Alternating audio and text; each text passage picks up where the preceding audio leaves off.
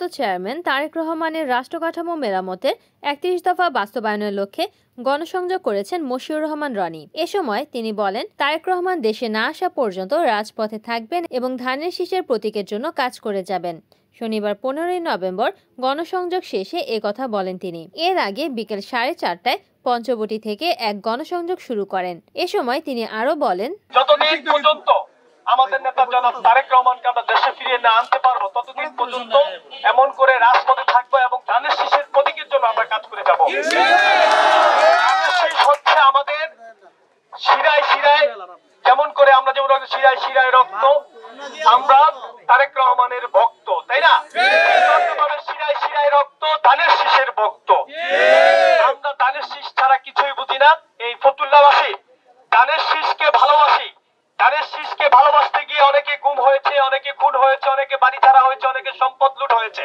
আমি দীর্ঘ 17 বছর আপনাদের পাশে ছিলাম, পাশে থেকে দলের জন্য কাজ করেছি, সর্বোচ্চ ত্যাগ স্বীকার করার জন্য প্রস্তুত যে এখনো আছি।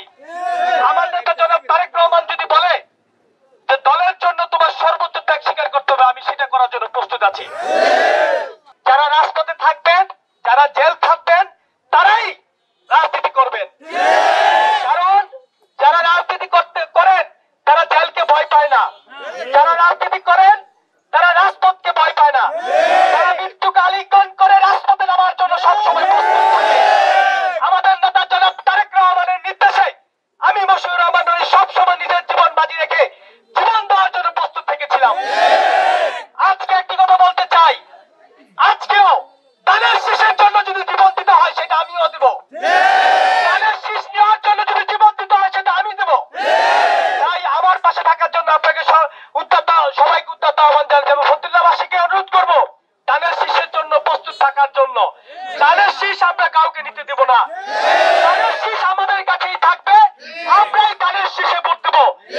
ধানের শীষের জন্য যেমন করে নিজের হাত হারিয়েছি, চোখ হারিয়েছি, অনেকে পাও হারিয়েছে, ঠিক তদ্রুপভাবে ধানের শীষকে আমরা জয়যুক্ত করে দেশনেত্রী বেগম খালেদা জিয়ার একমাত্র সন্তান, আমাদের আবেগের স্থান, আমরা যারা যুবক আছি, আমাদের মনের মনিকোটা যিনি জায়গা করে নিয়েছে, আমাদের নেতা জনাব তারেক রহমানকে দেশে নিয়ে এসে রাষ্ট্র মেরামত করার জন্য তাকে নেতৃত্ব দেব, তার হাতে নেতৃত্ব দেব আমরা সবাই।